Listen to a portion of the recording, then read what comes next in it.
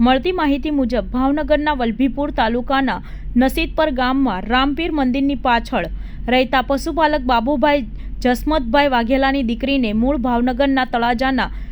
થાડીસ ગામનો વતની અને સુરતમાં પર્વત પાટિયાથી રેશમા રો હાઉસ 4 રસ્તા તરફ આવતા એસએમસીના પાર્કિંગની બાજુમાં નીલગિરીના પોપડામાં ઝૂંપડામાં રહેતા તેમની બહેનનો દીકરો વિશાલ માઠુભાઈ પરમાર 20 દિવસ અગાઉ ભગાવડીને સુરત લાવ્યો હતો। ત્રીજા દિવસે પિતા બાબુભાઈ મનસુખભાઈ અને ભાઈ વિક્રમ સુરત આવ્યા હતા અને વિશાલ પાસેથી સોનલને લઈને વતન પહોંચી 7 થી 8 દિવસમાં તેના લગ્ન મોરબી વાંકાનેર ગારીડા ખાતે રહેતા યુવક સાથે કર્યા હતા। લગ્નના 7 દિવસ બાદ બહાદુરે બાબુભાઈને ફોન કરીને જાણ કરી હતી કે તમારી દીકરી જતી રહી છે, ક્યાં ગઈ છે ખબર નથી, મારા ફોનમાં તમારો ભાણિયો જે પહેલાં તમારી દીકરીને ભગાવી ગયો હતો તેનો ફોન આવે છે અને તે પોતાના તમારી દીકરી સાથેના ફોટા પણ મોકલે છે, તમે તમારી દીકરીને શોધી આપો।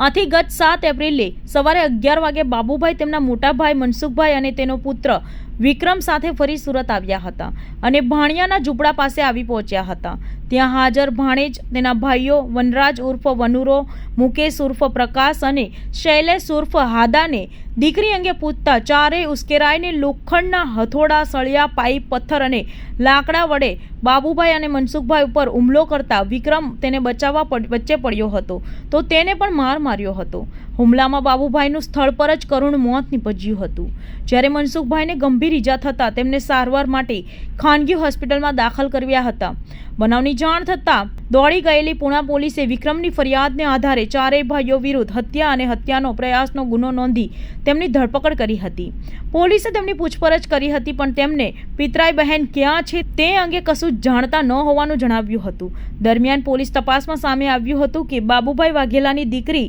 તેની સાસરિયામાં જ છે, જો કે થોડા કલાકો માટે સાસરીમાંથી દૂર જવાને કારણે ભાણિયા પર જ શંકા કરી હતી અને સુરત આવતા આખો હત્યાકાંડ સર્જાયો હતો। હાલ પોલીસે સગીર ભાણેજ, તેના ભાઈઓ વનરાજ ઉર્ફ વનુરો, મુકેશ ઉર્ફ પ્રકાશ અને શૈલેષ ઉર્ફ હાદાની ધરપકડ કરી કાયદેસરની કાર્યવાહી હાથ ધરી છે।